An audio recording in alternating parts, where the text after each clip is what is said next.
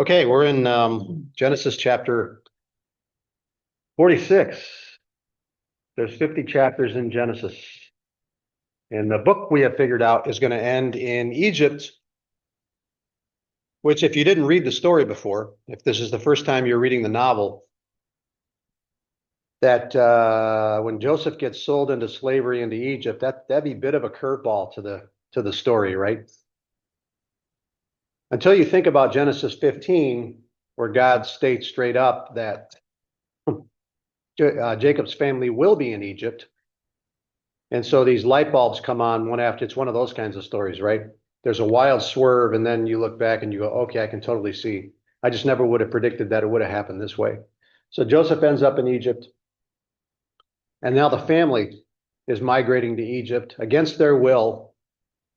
So there's no voluntary, yeah, it's voluntary, but it's not voluntary. God has forced the issue with this famine. It's severe. There's an interesting line in chapter 47 about Canaan to tell you the situation in Canaan is just as dire, probably more so than Egypt. So the family had no choice. We'll say it's voluntary. I'm a Jonathan Edwards kind of freedom of the will person, or freedom of the will. You only get the choices that are before you. So if one of them is to give the money to the robber and the other is to die when he shoots you, you will freely give your money. That is Jonathan Edwards kind of freedom. So you freely did what you wanted to do. You made a choice in the real world between two choices, not a third choice. I don't want to be robbed. I want to keep my money and not be robbed. No, that's not the choice before you.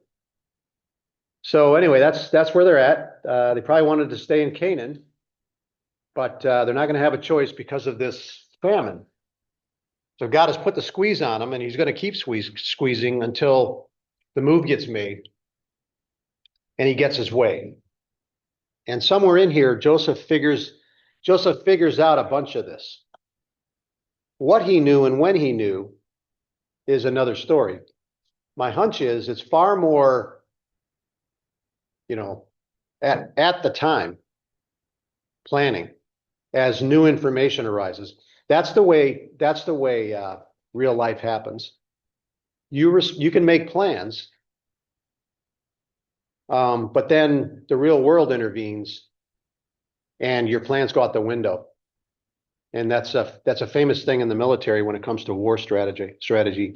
Yeah, you have a plan, but the minute the battles start, very few of those battles unfold the way that you expected. And so you need people who can be a Joseph, who can, on the spur of the moment, like he did with Pharaoh, figure the situation out and find the way forward. So that's what's happening now. And my hunch is he doesn't get enough credit for he's one of the great figures in the Bible.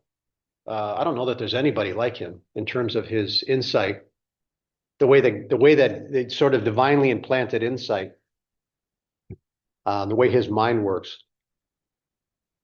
Because we're going to see in chapter 47, he's going to do it again with the unfolding thing. I don't know how this one he probably knew was coming, what's going to happen in 47, but still, man, he's going to really shine as the administrator of Egypt. He's going to remember that line in that the Pharaoh said. What was the line after the dreams? Was it 41? Why do I keep going back like this? He has this dream. Pharaoh said, "You'll be a father to me."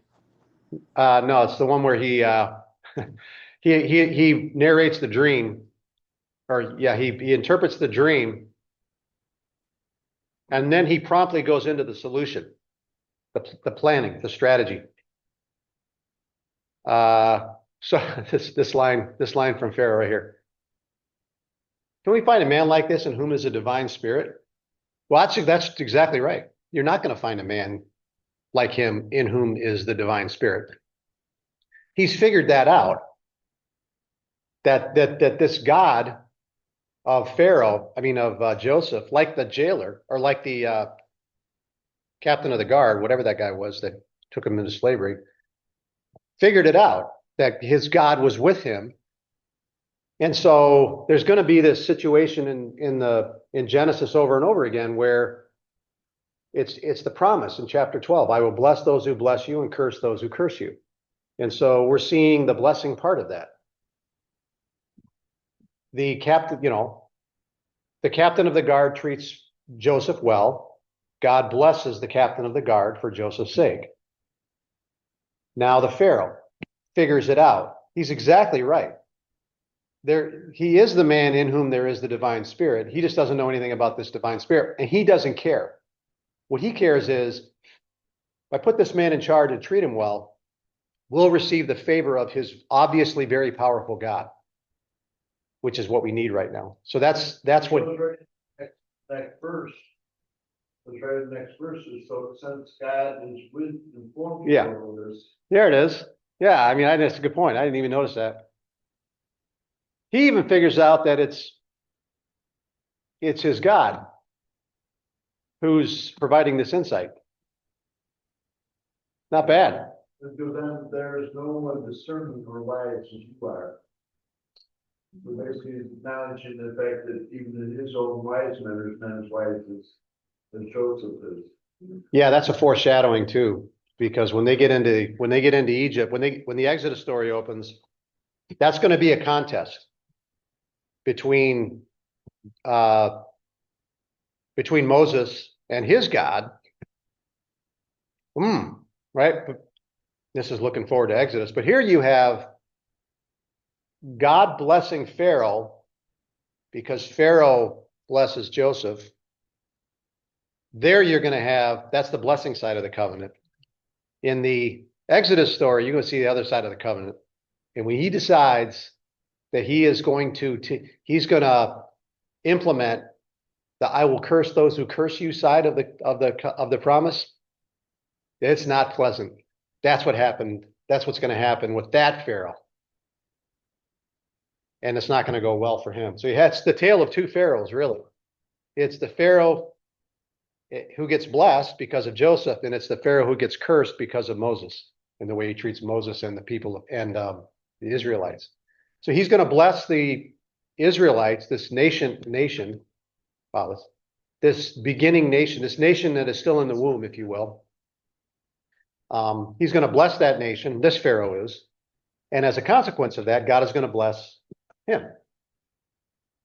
Based on Genesis chapter 12. I will bless those who bless you and curse those who curse you. Later on, they will take an unfavorable approach to the Israelites, who are a rapidly multiplying people, and there's going to be a foreshadowing of that in the story. And he will begin to curse that nation. And he will do so, and he will turn up the heat and turn up the heat and turn. He's got all day. My dial on my stove, you're sitting in the pan. Well, I don't have a maximum dial on the stove. I can keep turning it up and turning it up until you decide that you don't want to take the heat anymore and you do what I say. So he just keeps turning it up.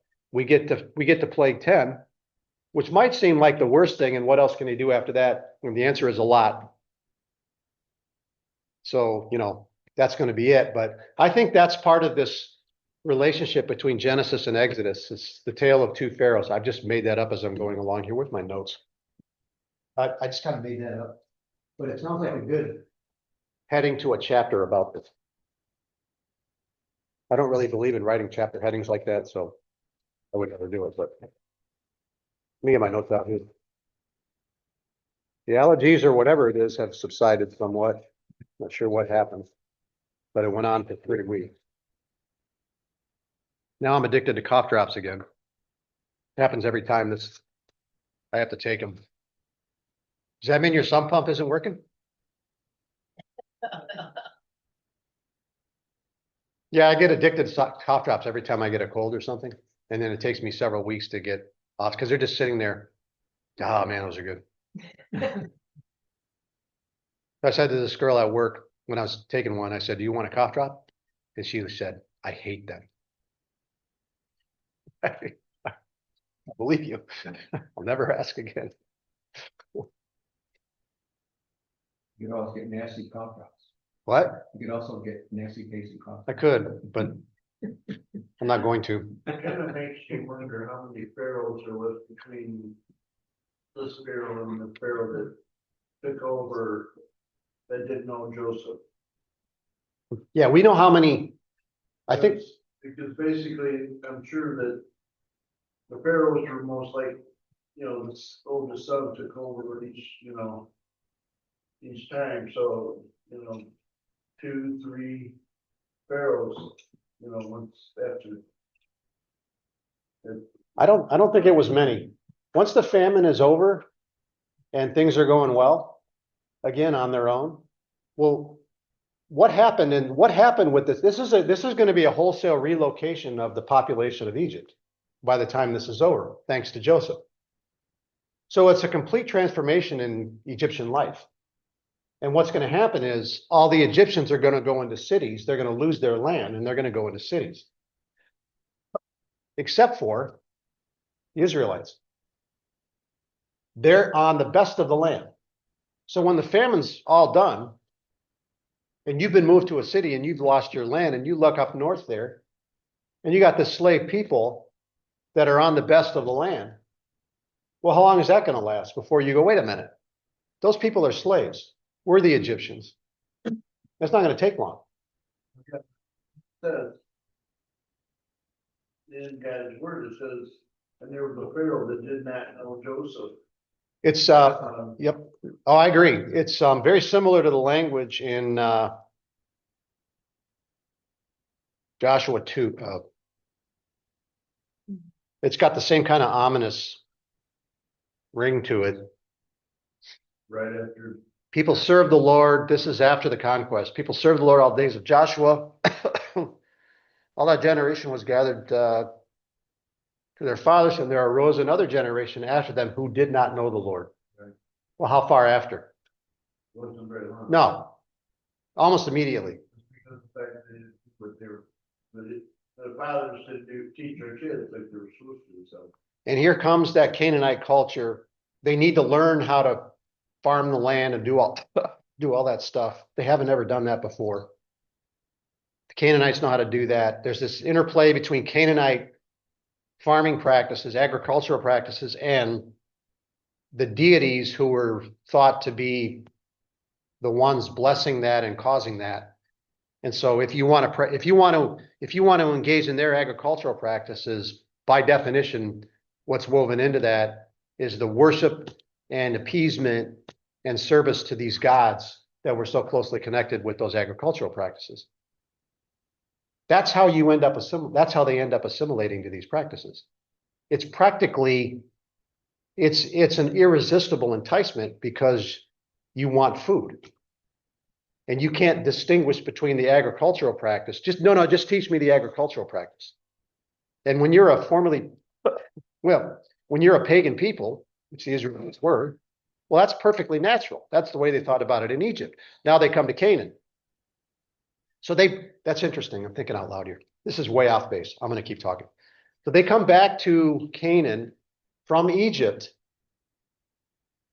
and they bring with them from Egypt, the very idolatry that the second commandment was meant to forbid, to eliminate. They bring it. It's not like they got there and they were monotheistic believers in one God. Deuteronomy chapter, what is it? Hear, O Israel, the Lord our 6. The Lord our God is one. That's not Israel in Egypt. That's obvious by Exodus chapter 32 with the golden calf. That's Egypt. That's Israel. They want the favor of the gods. So they bring with them the idolatrous mindset from Egypt back to Canaan, and they still want the favor of the gods.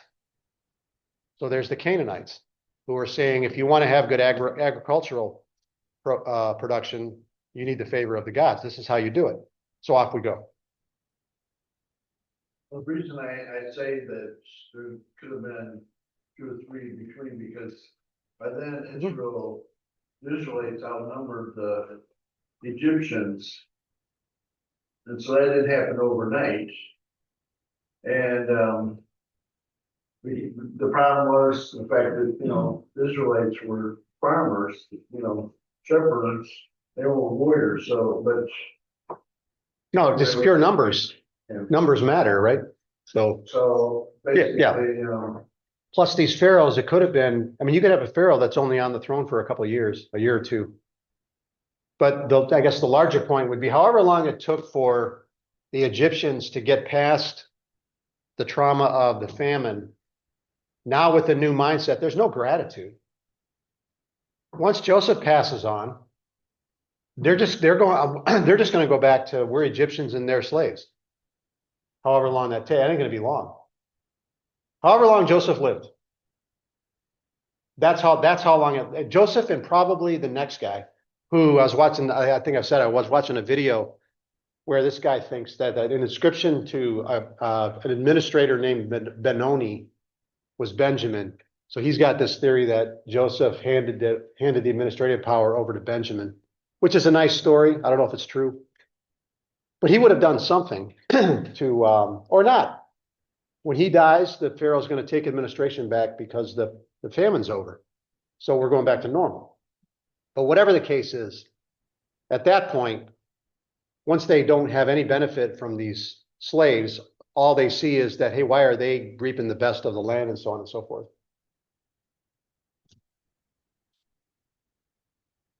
Okay. Joseph was 110 years old when he died. It was a while. 110 years old when he died, if you didn't hear that. Okay, good. I made it through the genealogy. Somehow I ended up on New American Standard again. It keeps calling me back, so we'll continue with it for today. Okay, we're in 28 or so. Yeah, 28.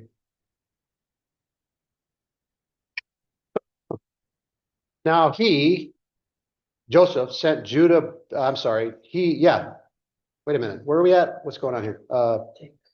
Jacob. Yeah, oh yeah, right, thank you. Judah is Jacob's son. Now Jacob sent Judah before him to Joseph, so they're still in Canaan, to point out the way before him to Goshen. And they came into the land of Goshen, and Joseph prepared his chariot and went up to Goshen to meet his father Israel, not Jacob, Israel. Chariot, official delegation, honor guard, probably Egyptians. Sort of an honor reception kind of thing. That's my hunch. As soon as he appeared before him, he fell on his neck and wept on his neck a long time. Then Israel, second time in a row, not Jacob, said to Joseph, now let me die, since I have seen your face, that you are still alive.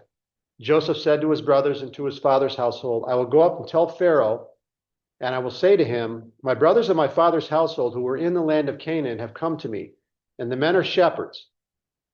For they have been keepers of livestock, and they have brought their flocks and their herds and all that they have. And when Pharaoh calls you in and says, what is your occupation? You shall say, your servants have been keepers of livestock from our youth, even until now, both we and our fathers, that you may live in the land of Goshen. For every shepherd is loathsome to the Egyptians. So this is a little hard to understand what's going on here.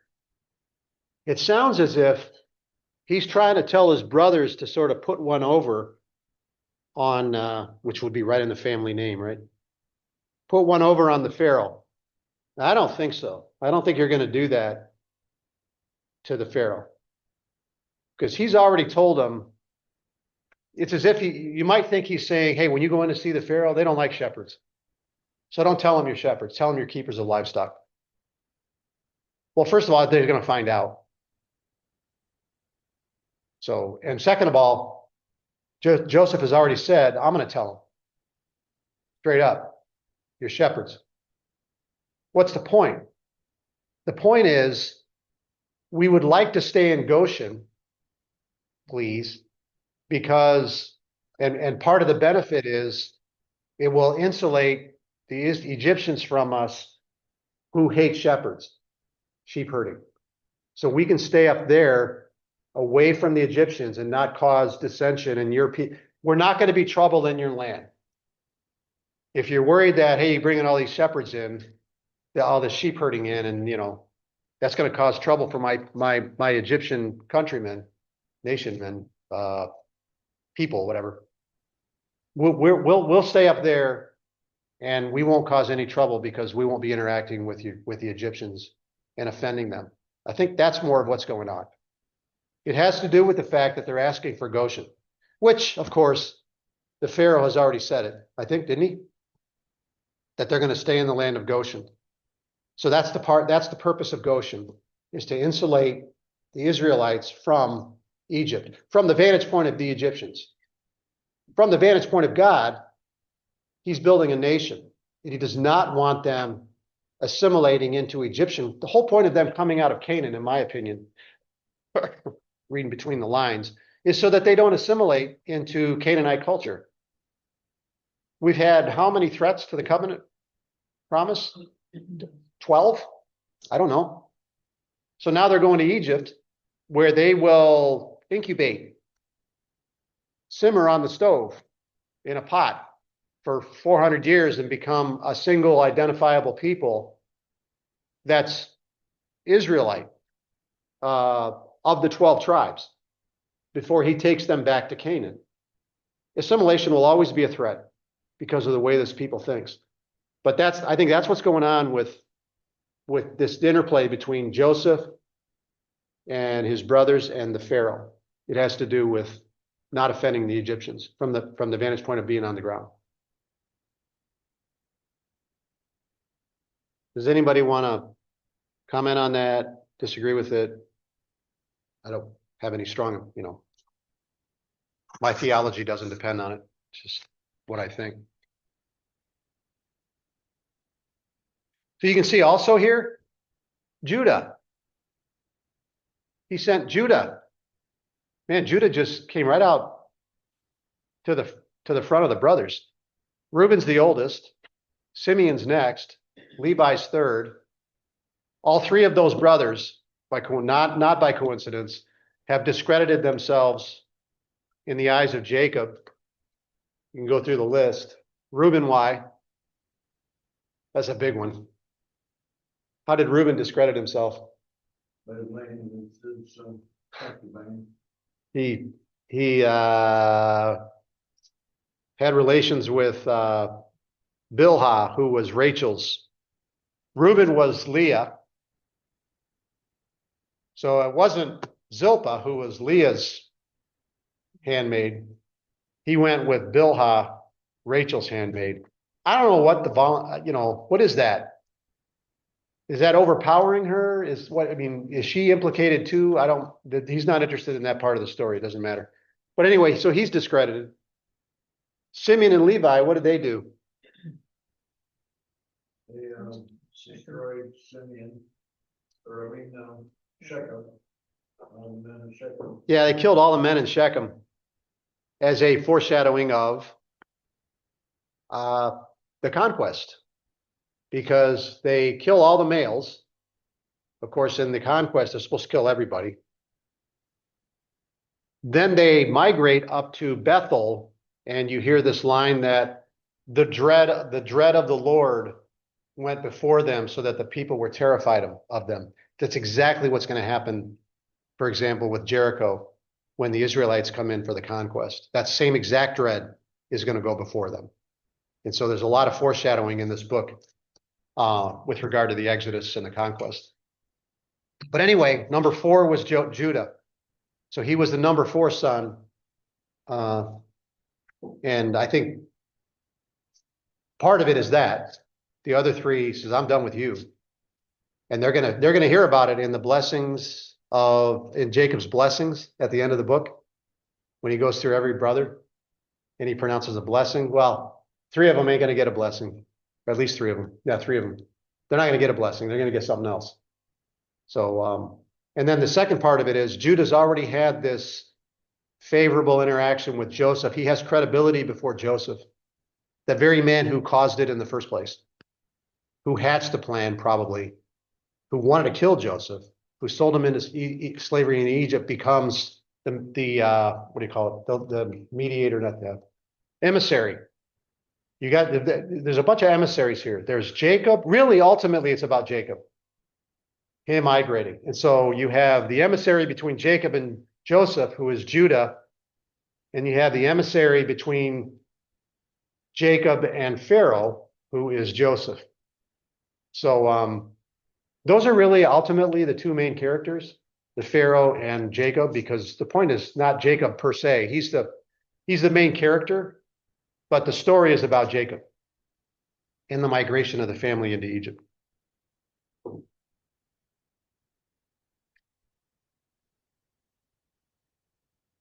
right. I stopped in the middle somewhere there.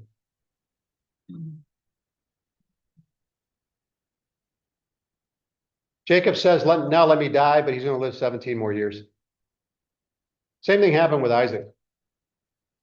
These guys prepare early. You don't want to take chances, right? You can't let there be any question of inheritance and so on and so forth. In this case, this is going to be interesting too, thinking out loud. In the case of the case of Isaac, there's two sons, but there's only going to be one heir. In the case of Jacob, there's 12 sons, but there's going to be 12 heirs because there's 12 land allotments. It's not until Jacob that the inheritance becomes concrete and explicit. When God says to Abraham in chapter 15 that they're going to come back to Canaan and they're going to inherit the land, what he means, what you don't know about at that time, is that there's going to be 12. They're going to do it by virtue of there being 11 land allotments, not counting Levi. Levi's out for land. There's going to be 11 land allotments. And that's going to become much more explicit as at the end of this book with these blessings. He's going to name them off one after another. And then isn't there actually 12 land allotments because Joseph gets 2, Manasseh and Ephraim? Yeah, you could put it that way. That's true.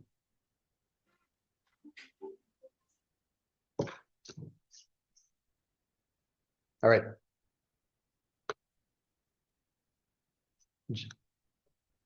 In the fact that Joseph's 2 sons became tribes of Judah when their mother was Egyptian, so they would have been, part Israelite and part Egyptian. But and Ephraim eventually becomes a prominent tribe in the land of Israel. Take a look for a minute. So it looks something like this. Which one do I like here? Does anybody remember which one of these I like? Not this one. That's paint. Go with this one. Here you got some land allotments. A lot of it's guesswork. The reason it's guesswork is the land allotments are going to be, hey tribe, your land extends from that tree over there up to the rock by that river, and then over by that hill or something like that. That's what you get. That kind of, I'm being sarcastic, but it's not like a modern survey, GPS survey, or something like that. It's literally physical mark. What else do they have, right? It's that big rock right there. That's a certain corner of it. I don't know. So according to this map, that Manasseh's got a huge land allotment, but between the two parties, it might be larger land than Judah. Yeah. So to Mike's point, Ephraim and Manasseh are the 2 sons of Joseph, and they will replace Joseph in the inheritance. So when you lose Levi and you add these 2 sons back in, you get back to 12 tribes. But even though Manasseh had more land, Ephraim was actually stronger than, which was predicted by, Jacob, and he blessed both their sons. So a very large portion of the Old Testament narrative will take place in Ephraim Benjamin, and Judah, or northern Judah up here. Hebron, Jerusalem. There's the Philistine cities. So from here and then here, Dan will disappear from here and they will migrate up to the northern edge right here by exterminating an innocent people as an indication. They just abandon their allotment. And they did basically, Dan becomes essentially a cult worship center. It ceases even really being a tribe. It's just a cult worship center a little bit later. And that's the way it's presented. It's a nasty story. Old Testament is very unforgiving and stark in its portrayal of the history of Israel. As I've said before, you have the bright dot, shining dot of the conquest generation. You have that little slice of time for David and Solomon's reign, some point into Solomon's reign. Man, other than that, there's a little bit of reform. There's reform under Josiah, Hezekiah, but by then it's too late. It's their fate is sealed. That's late in the kingdom. It's that's 800 years after the Exodus. But anyway, okay. All right, that's about it, I think.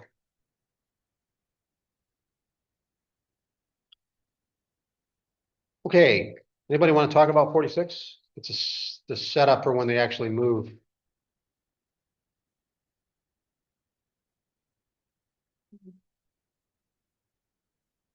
Feel like I'm leaving something out.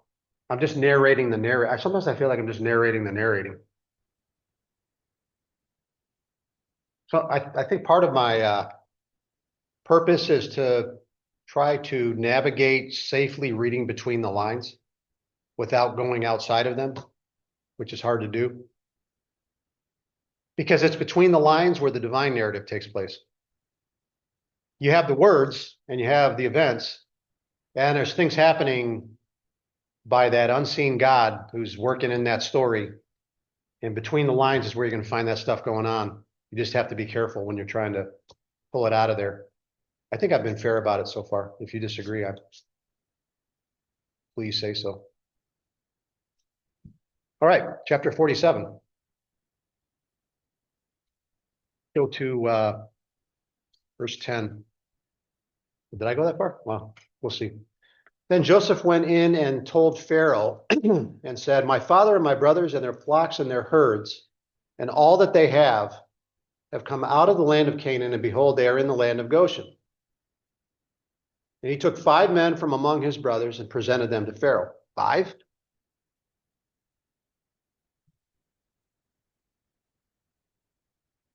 I don't know. Which 5? How did he get 5? That's another one of those numbers. It's if you're making the story up, why would you choose 5? Why wouldn't you say 1 or 12? You either bring the spokesman, who is Judah, or you bring all of them and they all bow down before Pharaoh, but he brings 5 in.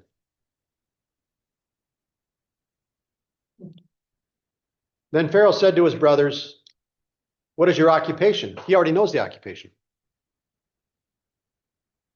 Joseph's already said he's going to tell him. So we assume he already told him. So they said to Pharaoh, your servants are shepherds. He says the same thing Joseph did. Both we and our fathers. Pharaoh says, okay, yeah, we're going to go ahead and keep you in Goshen. Reading between the lines. Well, in 46, he coaches them on what to say. Yeah, I think the part of the point here is Joseph's thinking about the politics of the thing. Goshen is the best of the land. You don't go into the Pharaoh and say, hey, I know, in reality, I'm a slave and I'm bringing all my needy slave dependents with me. We want the best of the land. Can you give us the best of the land? While your Egyptian countrymen are being relocated to cities after losing all their land, he's not going to say all that. So he says instead, the thing that's going to make Pharaoh say, okay, yeah, you're right. The best place for these people is Goshen. Pharaoh said, they said to Pharaoh, we have come to sojourn in the land to visit. We're not staking a claim. We're just visiting. We'll be happy to leave someday. Also, that's a foreshadowing. They say it straight up, divine narrative. They're not immigrating and becoming citizens to assimilate it into Egypt. They're traveling. That's what sojourning means. They're strangers in a strange land. It's the story of the people of God. And you see it right here. And so when they go into Egypt, you get that foreshadowing that they're not going to be there forever. That's what they tell Pharaoh. They just don't realize how long it's going to be and under what circumstances, that when it finally comes, they're not going to be allowed to leave. We have come to sojourn in the land, for there is no pasture for your servants' flocks, for the famine is severe in the land of Canaan. Now, therefore, please let your servants live in the land of Goshen. This has already been smoothed over by Pharaoh. By Joseph. They've come to an agreement already. Pharaoh said to Joseph, your father and your brothers have come to you. The land of Egypt is at your disposal. Settle your father and your brothers in the best of the land. Let them live in the land of Goshen. Are the brothers planning on just living there till the famine is over? Is that what they do? Does it matter? I mean, probably. I mean, you're gonna live where it's the best place to live, especially if you don't have any regard for this covenant promise. Jacob does, but we don't know what the brothers think of that covenant, or even if they're aware of it.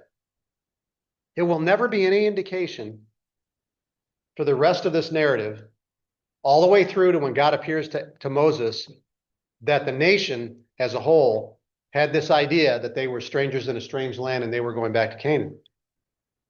They don't know they're gonna be there 400 years. No, but it's the best of the land. Why would you want to go back to Canaan?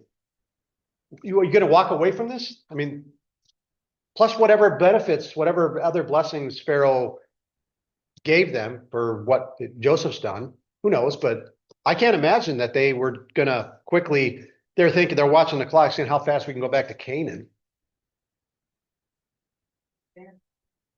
Think Goshen was just hit less hard. That's a good point. So the point being, he's calling it the best of the land. So what was the land like in Goshen? I think that, Egypt as a whole is a desert. And Goshen probably was one of the main places where there was grass and stuff that would feed their animals. Well, if we assume that if they assume that the famine ends in 7 years and then the land becomes productive again. Maybe they had already back or moved to Egypt to stay alive. I mean, what kind of famine was it? Was it like, rain? Was it No, nothing. dirt? The famine was it doesn't say what, there's a relation. The famine arises because of a problem with the Nile. Nile is water. So if you look at, what? Yeah, let's take a look. In the upper part of Egypt.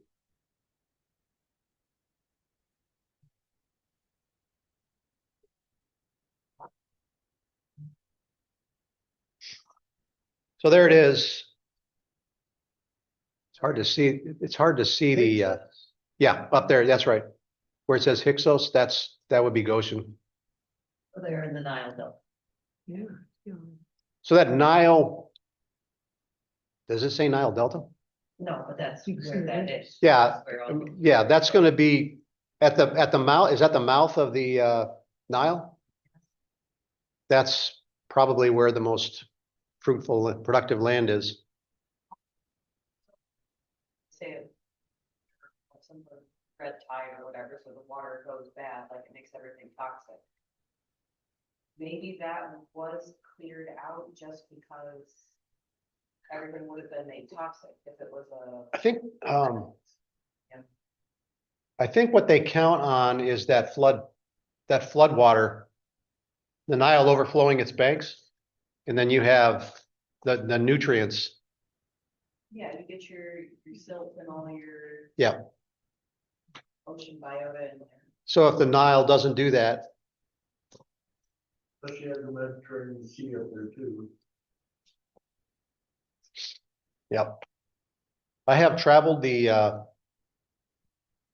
Suez when I was in the Navy. We did a transit because we headed south and then around the Arabian Peninsula and then over here to the Gulf of Oman. This was 1988. And when you travel down the Suez, it's very tight. The canal is. They only make the costs a lot of money to dig dirt, like the Panama. So you don't make it any wider than you have to.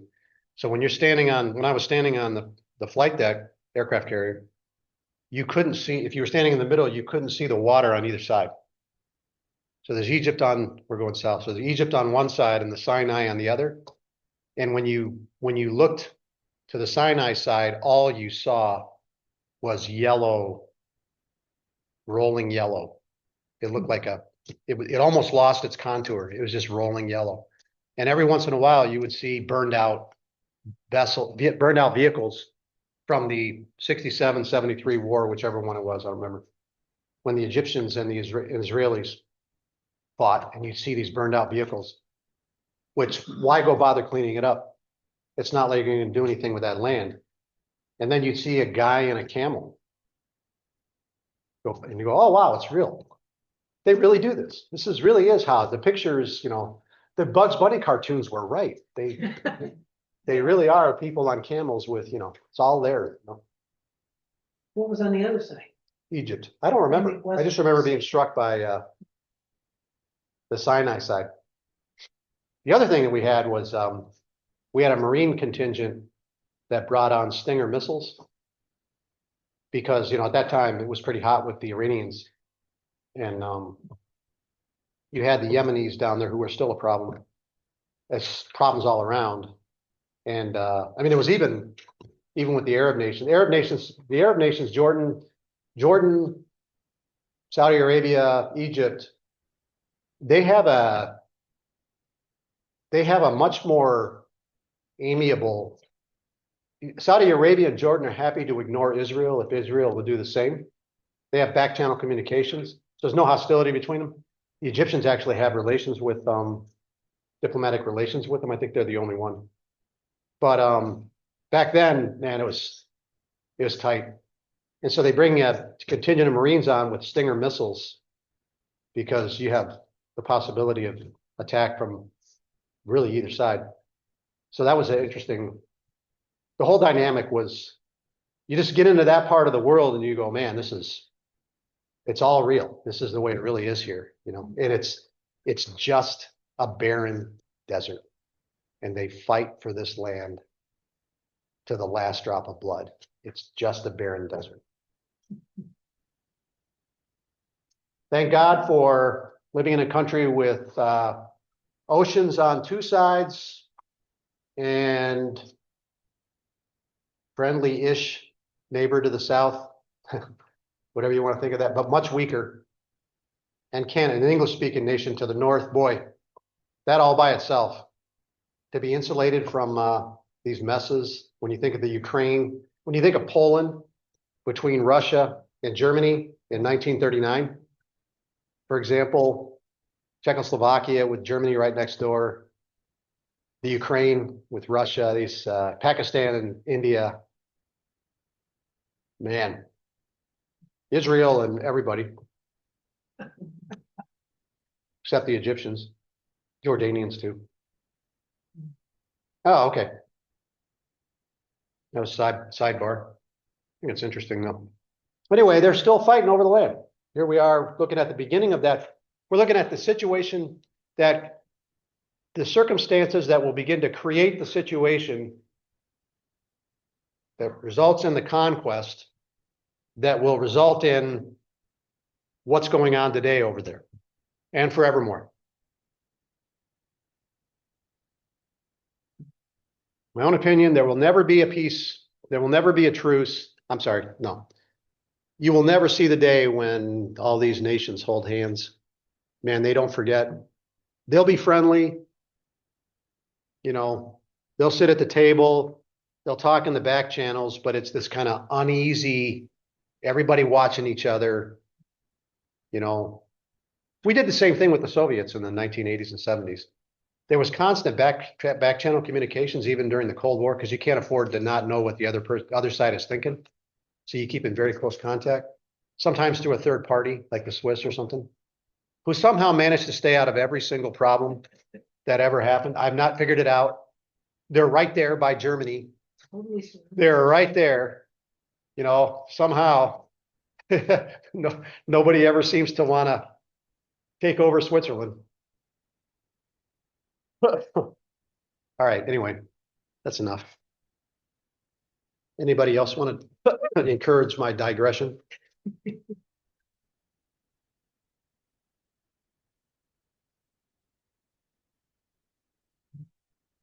I forgot where I was. Let's keep going. First part of that. Then Pharaoh said to Joseph, your father and your brothers have come to you. The land of Egypt is at your disposal. Settle them in the best of the land and live in Goshen. And if you know any capable men among them, maybe that's the 5. I don't know. Maybe Joseph, who's really a good administrator and visionary, he said, I know what I'm going to do. I'm going to take the next, I'm going to invite him to see my livestock raising brethren as somebody he can use like he used me. And so maybe these are the 5. I have no idea. Makes sense, but who knows? Put them in charge of my livestock. And that's the encounter with the brothers and Pharaoh.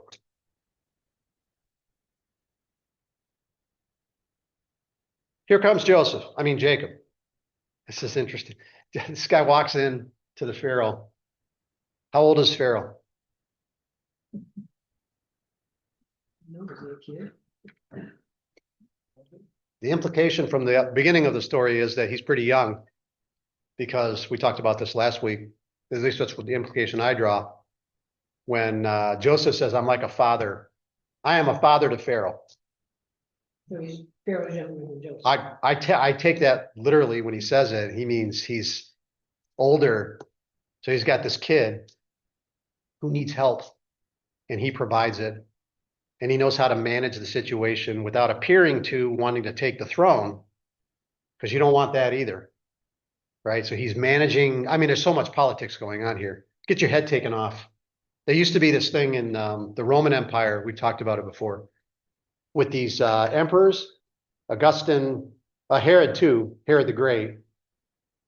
He killed so many family members at the end of his life.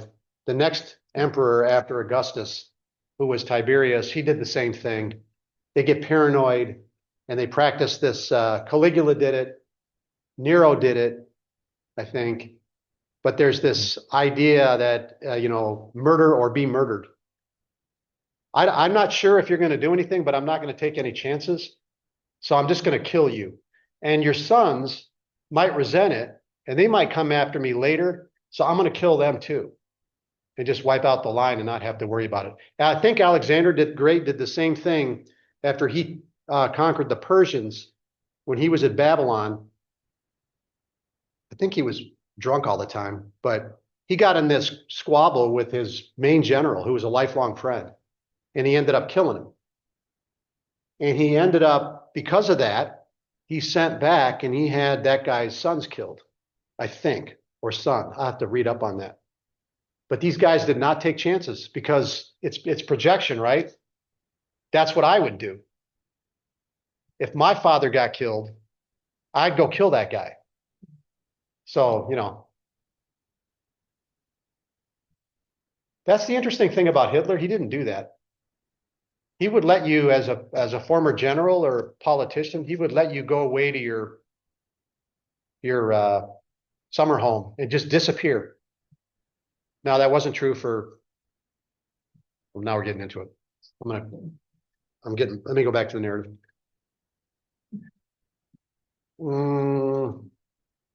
Oh, it's 10:13. See that? I thought I was going to get farther, and then I started talking about the Suez and so forth. So here comes Jacob. I'll just go through the first, I'll say this.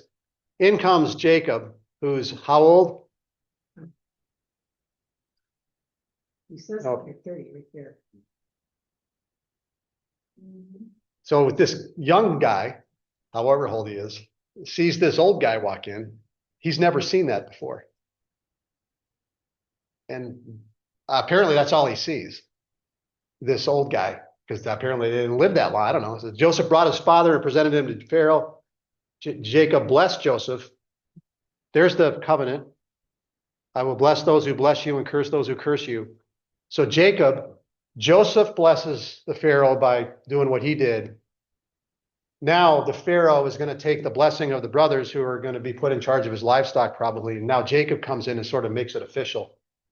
Jacob now takes the older man's position and blesses, Pharaoh, and does the whatever version of may the Lord bless you and keep you and may make his face smile upon you and give you peace and crops and everything else. And so Pharaoh's staring at this guy, probably appreciates that because what he sees is this old guy talking in the name of his God, who he's already blessed him. So he's happy to hear it. His first question, how many years have you lived? How old are you? He can't get past how old he is. He's staring at him. How old, he can't believe it. And Jacob's response, you would think, oh, I haven't lived a long and fruitful life. No, the years of my sojourning are 130. Few and unpleasant have my years been, nor have they attained the years my fathers lived during their days, the days of their sojourning. My life has been terrible, and I haven't lived as long as my family has. I'm probably going to die before I do that. It's all terrible, but bless you. I don't know. It's just this weird interaction. It's not the kind of interaction you make up. If you're going to make up the story, is this the story you'd make up about Jacob's first interaction with Pharaoh? Probably not. I don't know. So we'll pick it up. We'll pick it up right there next time. All right. Everybody, thanks for joining.